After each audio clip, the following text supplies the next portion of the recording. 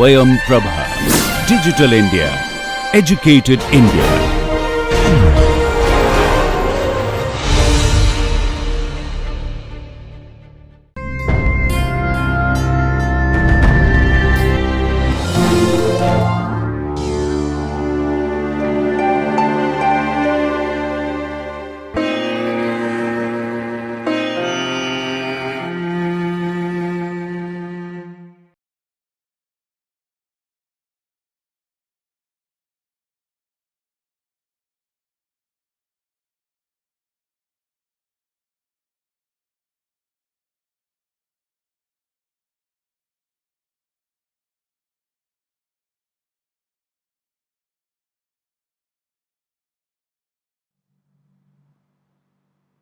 Hello, dear students.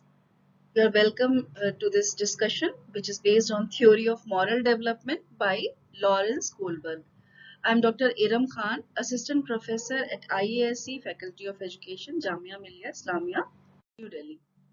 So, first of all, whenever we are talking about this moral development theory of Kohlberg, we have to see that what exactly morality is. Why we are going to discuss all these things, this moral development theory and all. So, what is morality?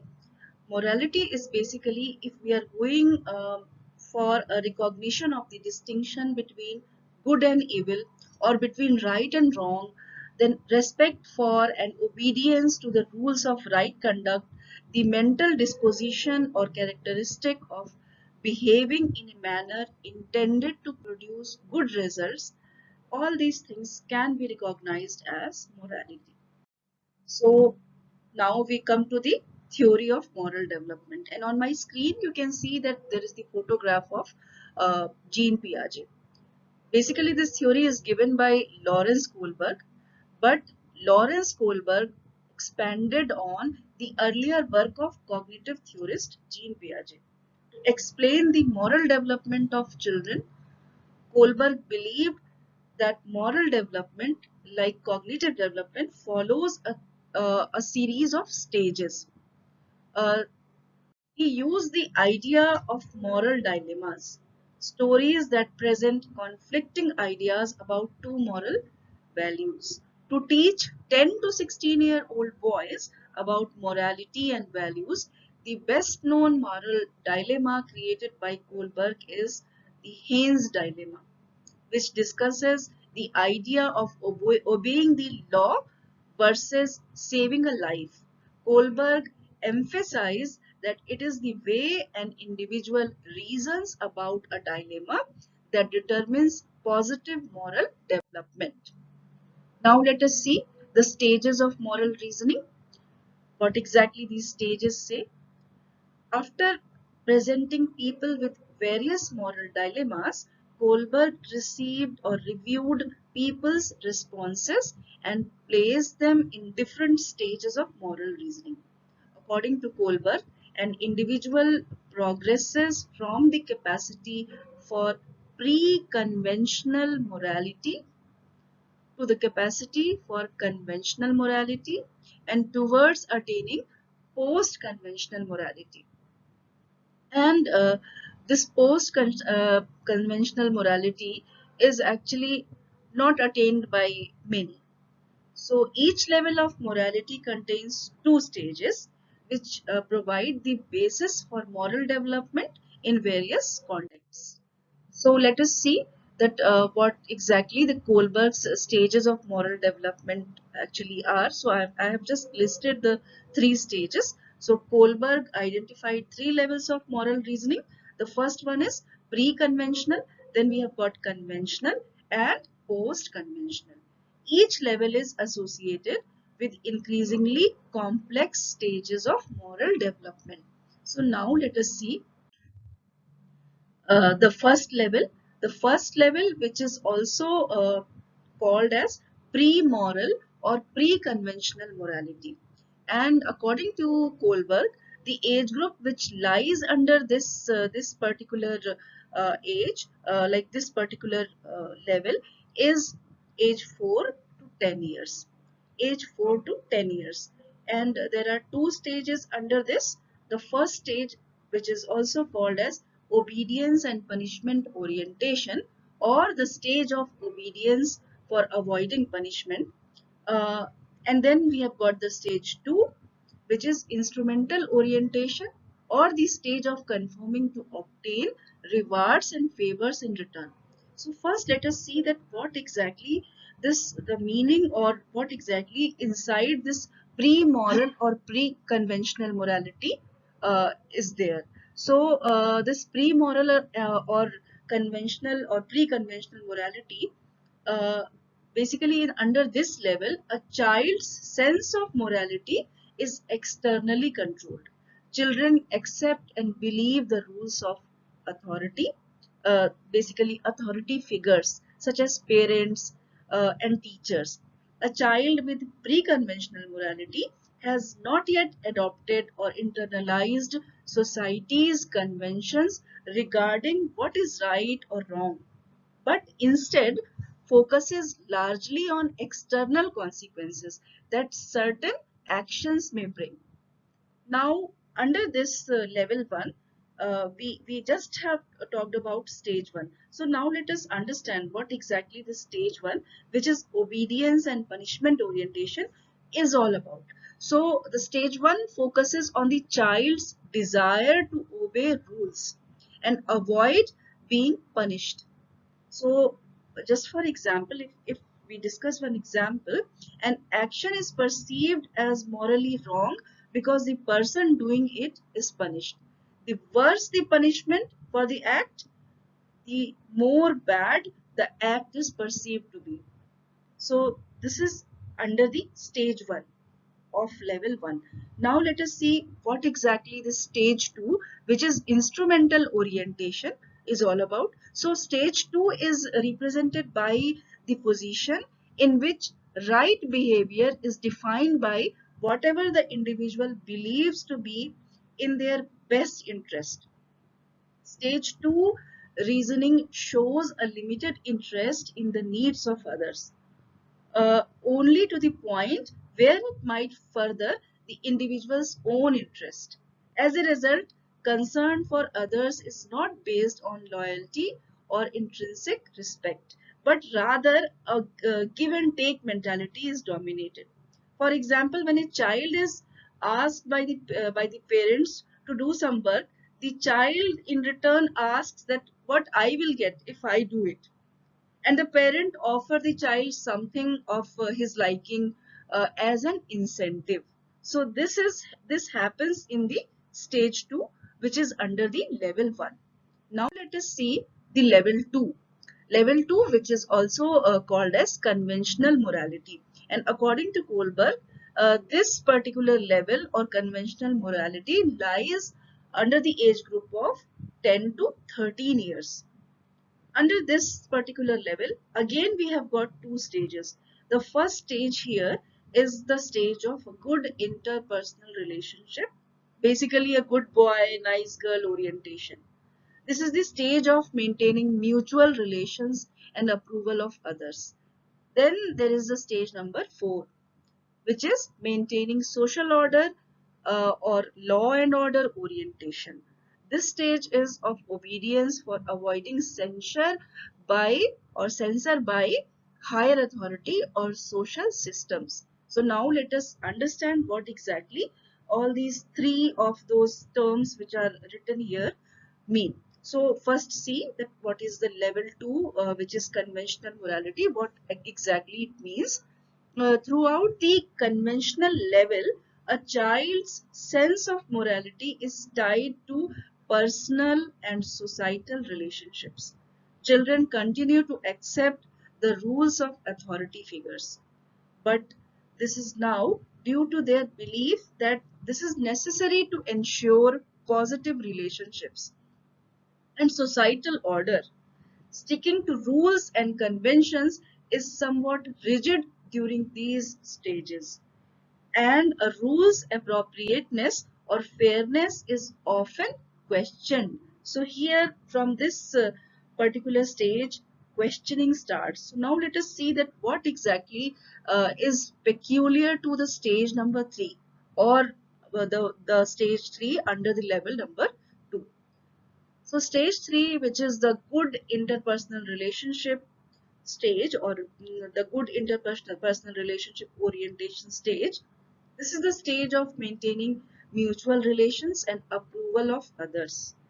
In this stage, children want the approval of others and act in ways to avoid disapproval. Emphasis is placed on good behavior and people being nice to others. So this happens in this stage number 3. Now let us see what happens in stage number 4, which is basically maintaining social order, law and order orientation. So in stage 4, the child blindly accepts rules and conventions because of their importance in maintaining a functioning society. Rules are seen as being the same for everyone, and obeying rules by doing what one is supposed to do is seen as valuable and important. Most active members of society actually remain at stage 4, where morality is still predominantly dictated by an outside force, which is in most of the terms the social order. So this was the stage number 4 under the level 2. So now up till now we have discussed 2 levels and 4 stages. Now let us see the stage number 3, basically the level 3. So level 3 is post conventional morality involving self accepted moral principles. And according to Kohlberg, the age group is level 3 starts with the age group of 13. And there is a very kind of funny thing that uh, maybe people not achieve this stage until middle or later adulthood, and in few of the cases maybe they never achieve this stage or this level. Under this level we have got again 2 stages, stage number 5 and 6.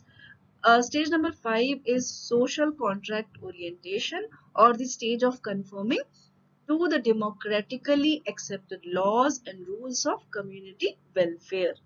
Stage number 6 says that it is a stage of universal ethical principle orientation.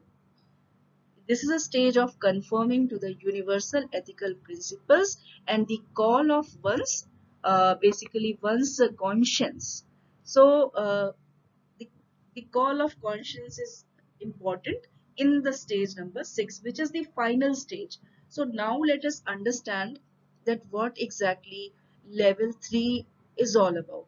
So throughout the post conventional level, or the level 3, a person's sense of morality is defined in terms of more abstract principles and values.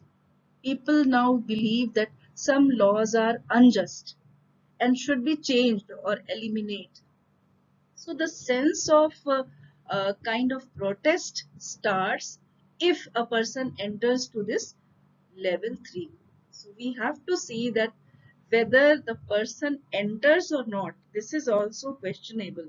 So uh, the level is marked by a growing realization that individuals are separate entities from society, and the individuals may disobey rules inconsistent with their own principles. So if a rule which is actually placed by the society and it is actually countering with the rules and regulations or the principles of a person, there is a possibility that there can be a retaliation by this person. So this can happen at this level.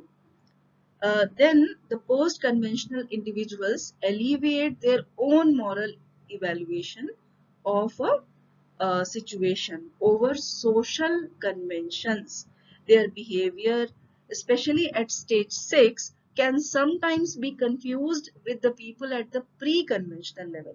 Some theorists have speculated that many people may never reach this level of abstract moral reasoning, which is actually again and again mentioned that most of the people don't reach to this level.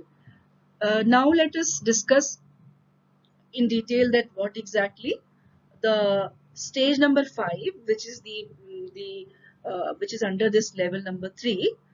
Stage number 5, which is social contract orientation. What is this stage all about? This is a stage of conforming to the democratically accepted laws and rules of community welfare. So in this stage 5, the world is viewed as holding different opinions, rights, and values. Such perspectives should be mutually respected as unique to each person or community. Laws are regarded as social contracts rather than rigid edicts, or very kind of rigid laws are now being questioned. Those that do not promote the general welfare should be changed. So people start questioning when like they say that if there is something, some law or some sort of uh, rule or regulation which is not basically giving people equal rights, or is not of the welfare of human being, then it can be changed. So this type of thought process starts. uh, then they say that those laws can be changed when necessary to meet the greatest good for the greatest number of people. This is achieved. This is achieved through majority decisions and inevitable compromises. Democratic governments are theoretically based on this stage 5 reasoning. Okay, so now we will see that what exactly the stage number 6 is. So stage number 6 is basically the universal ethical principle orientation, the stage of conforming to the universal ethical principles and the call of one's conscience. So in this stage, or in the stage number 6, moral reasoning is based on abstract reasoning using universal ethical principles. Generally, the chosen principles are abstract rather than concrete and focus on ideas such as equality, dignity, or respect. People choose the ethical principles they want to follow, and if they violate these principles, they feel guilty. In this way, the individual acts because it is morally right to do so, and not because he or she wants to avoid punishment. It is in the best interest, it is expected, then it is legal, and it is previously agreed upon.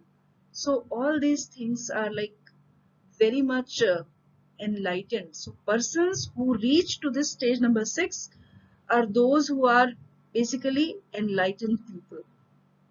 So, although Kohlberg he insisted on that stage number 6 exists. He said that there is a stage number 6, and he found it difficult to identify individuals who consistently operate at this level. So, it is very difficult to find a person in society who is at this particular stage number 6. So this was all about the three stages of Kohlberg's theory of moral development.